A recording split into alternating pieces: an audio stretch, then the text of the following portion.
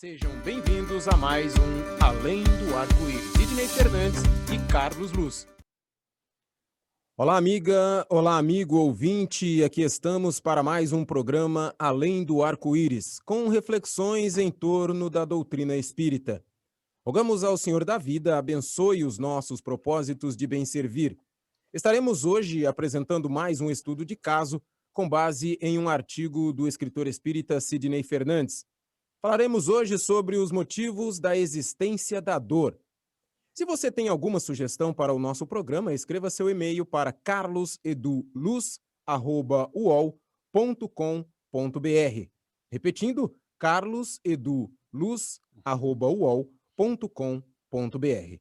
E para mais um programa Além do Arco-Íris, temos as agradáveis companhias de Carlos Luz e Sidney Fernandes.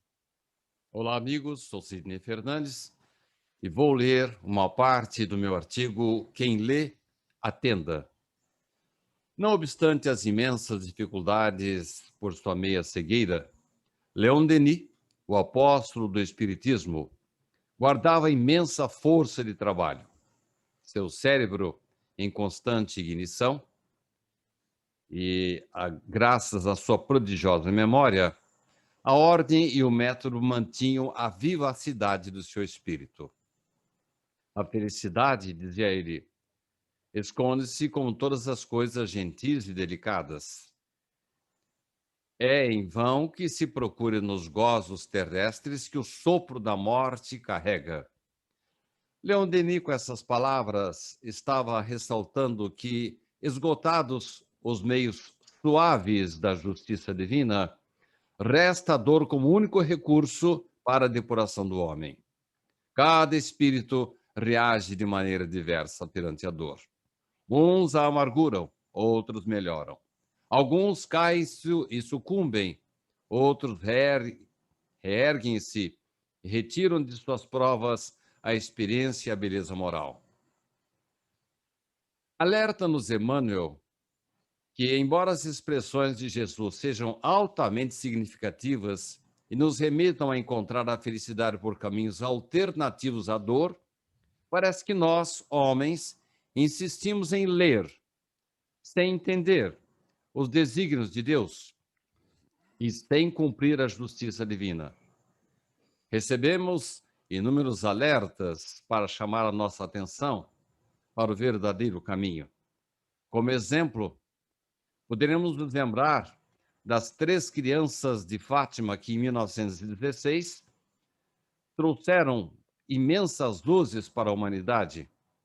E essas luzes, mais tarde, foram identificadas como sendo Nossa Senhora Mãe de Jesus. Esses fenômenos foram exaustivamente estudados pelo Vaticano e chamaram a atenção dos homens, concitando-os à espiritualização com revelações da alta espiritualidade. Um outro exemplo aconteceu com Chico Xavier. Em 76, um jovem foi acusado de matar um amigo. Mais tarde, através de Chico, veio a mensagem: não, fui eu mesmo quem começou a lidar com a arma. Essa carta, que veio através de Chico, morava em Minas Gerais e não conhecia o caso, trouxe detalhes da cena do crime e falou da vítima, da família da vítima que morava em Goiás. A assinatura da carta, semelhante à do morto, chamou a atenção dos jurados. Numa sentença inédita, o réu foi absolvido. Como vemos, caros ouvintes e amigos, os alertas divinos estão aí, à disposição de todos os homens, para que tenham mais empatia e solidariedade. A divindade tem paciência e compreensão e oferece inúmeras oportunidades para a depuração do espírito. No entanto, quando se esgotam os recursos da compaixão divina, como nos alerta Leon Denis, resta a dor como verdadeira condutora à felicidade, único meio com poder supremo para a renovação do homem. Carlos Eduardo Luz. Quando não agimos de acordo com a lei de Deus, surge o sofrimento para nos corrigir e nortear o nosso caminho. Mas, Carlos, sendo Deus um Pai de amor e bondade, por que ele escolheu esta forma de recolocar os seus filhos no caminho do bem? Oi, Cid, essa questão é muito interessante e compreender os desígnios divinos é tarefa impossível para nós que somos seres ainda primários na escala angelical da criação divina. Porém, seguir a lição dada por Jesus no Calvário, dizendo que seja feita a vossa vontade e não a minha, é o que nos cabe fazer. Que a nossa inteligência, ela é primária com relação à inteligência da espiritualidade superior. Quanto mais dizer em relação aos desígnios de Deus, à inteligência de Deus. Então resta a nós, Sidney, aceitarmos essa vontade de Deus e permitir que ela seja feita em nossa vida, imaginando que Ele, como Pai de amor, Ele quer sempre o melhor para nós, como espíritos imortais que somos. E esse sofrimento pontual, né, com esse sofrimento limitado no tempo, ele com certeza será amplamente compensado pela felicidade plena que teremos na convivência com os espíritos superiores quando nós chegarmos, levados pela nossa evolução intelectual e moral. Então a gente sofre sim agora, mas assim como a gente diz, existe um mal menor, existe também um bem maior, né? Então esse sofrimento que a gente passa é para que nós nos despertemos para agirmos de acordo com o que está no Evangelho de Jesus.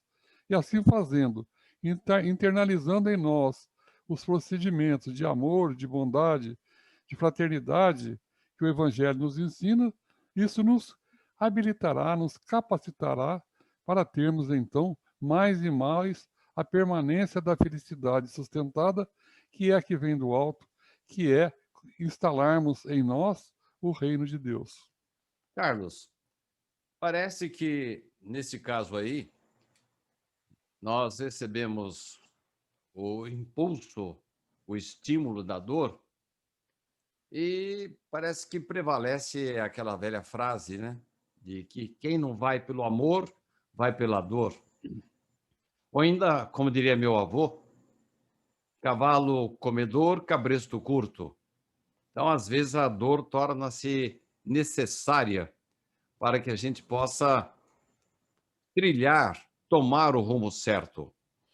Agora, se existe um caminho reto, Carlos, para a perfeição do sentir, do pensar, do ser em evolução, o que é amplamente ensinado no Evangelho de Jesus, por que nós, Carlos, parece que temos aí a visão embaçada, por que nós insistimos em trafegar com o nosso carro corporal por caminhos tortos, essa estrada que nos foi proposta por Deus, Carlos?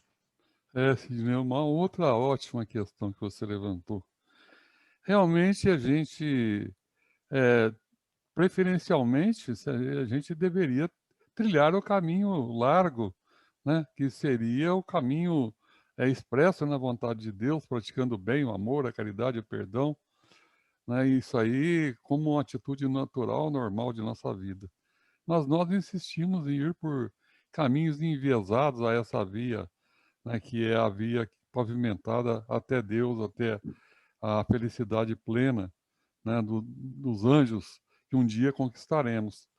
Mas nós simplesmente não caminhamos por essa via pela ignorância que nós trazemos ainda da animalidade, dos estágios inferiores nos reinos da natureza, que é o reino animal.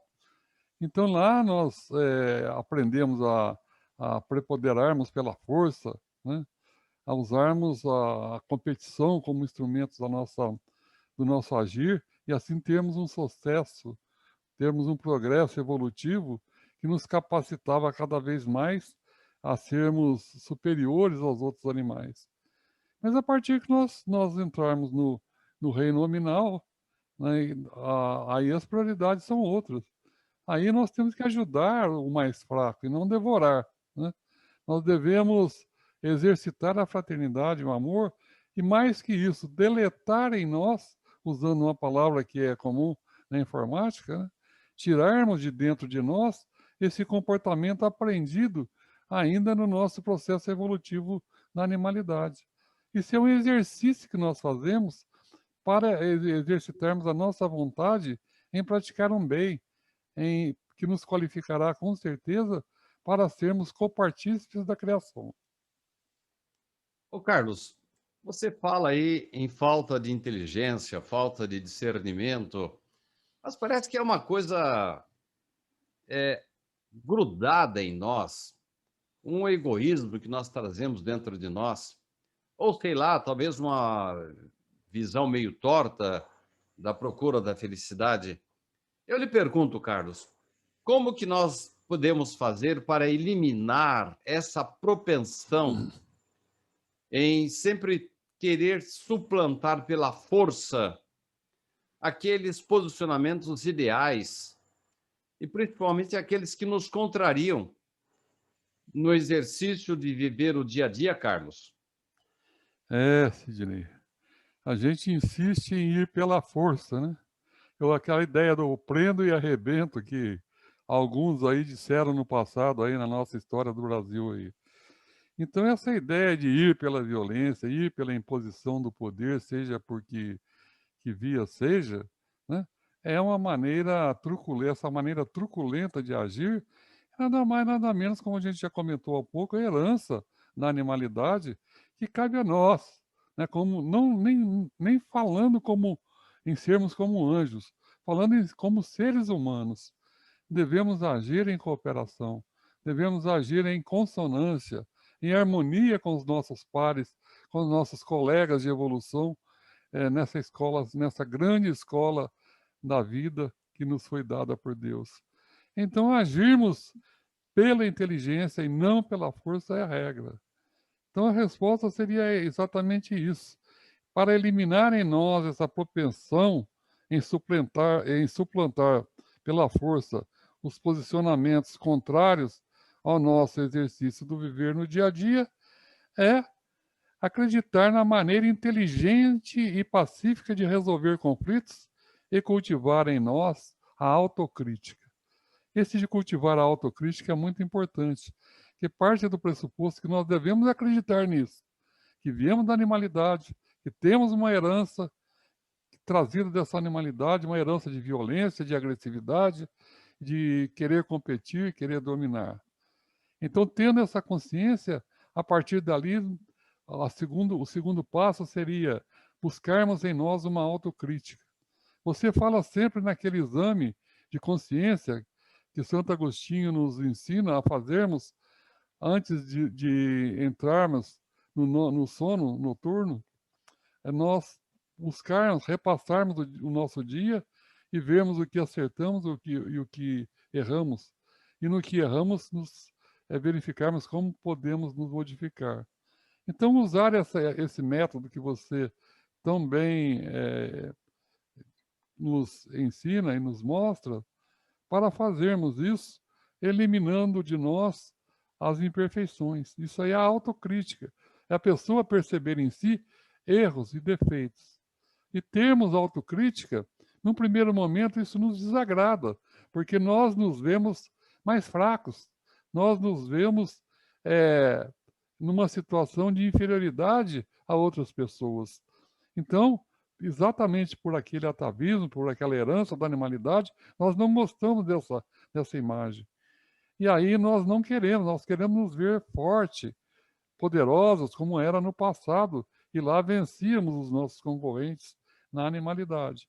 Mas aqui no reino nominal, serve como nos ensina Jesus no Evangelho. Melhor, quem terá o reino de Deus é o que serve mais. Então, servir pressupõe que nós devemos oferecer ao nosso próximo os nossos préstimos, os nossos serviços. E para isso nós devemos oferecer o melhor préstimo, o melhor serviço, e com isso a autocrítica, um auto-feedback, uma auto-realimentação que nos ensinará a sermos mais e mais pacíficos, mais e mais inteligentes e servirmos com mais e mais qualidade. É uma proposta, nós a nós mesmos, a ser executada, exercitando a musculatura da nossa vontade em fazer isso. Mas, Carlos, você falou aí em força e poder. Mas, num primeiro momento, isso aí não é fundamental para a sobrevivência?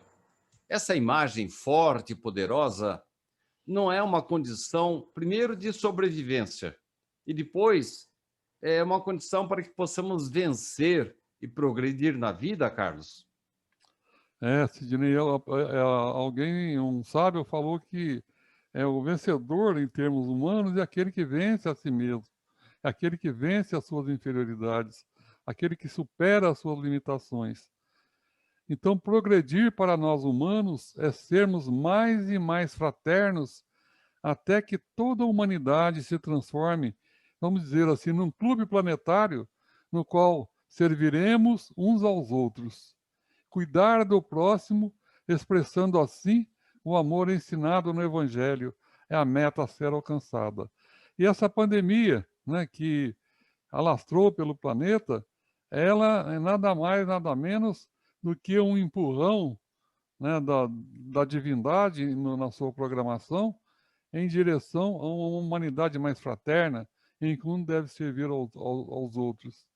Cuidarmos, então, de servir ao próximo é, mais que nunca, o mandamento maior do Evangelho de Jesus que nós devemos executar no nosso dia a dia, acreditar nele e praticar. Carlos, mas você fala da falta de autocrítica e relembrou aí, com muita propriedade e oportunidade, o alerta de Santo Agostinho, que nos propõe que façamos um balanço diário de nossas ações, para saber como é que estamos, né? Como diz você, para que tenhamos um feedback e possamos fazer a nossa realimentação.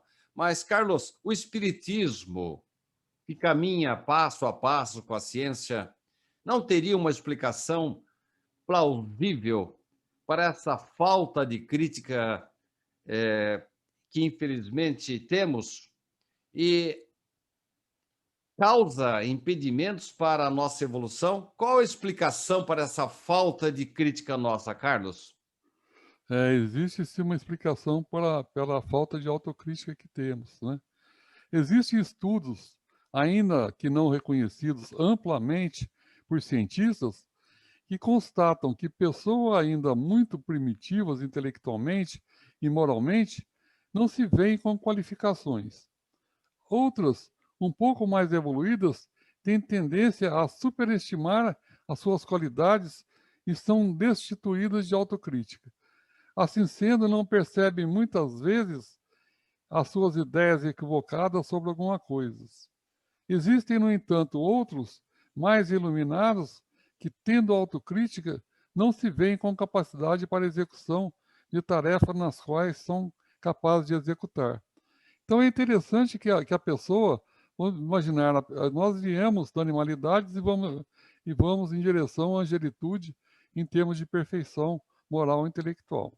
Então aqueles recém-chegados da animalidade, eles são destituídos de autocrítica, eles não têm autocrítica nenhuma. E quando eles se veem um pouco avançados em termos de inteligência, eles já começam a se achar, vamos dizer assim, né? Eles estão picados pela mosca azul e querem e se acham poderosos. E aí puxam para cima de si tarefas que eles não são capazes. Isso aí, em termos de empresa, os estudos que foram feitos, é exatamente para verificar a competência, a capacidade de colaboradores dentro do ambiente, dentro do chão de fábrica, dentro do ambiente empresarial. Então, eles perceberam que alguns ficavam cheios de si e começavam a fazer coisas que não deviam.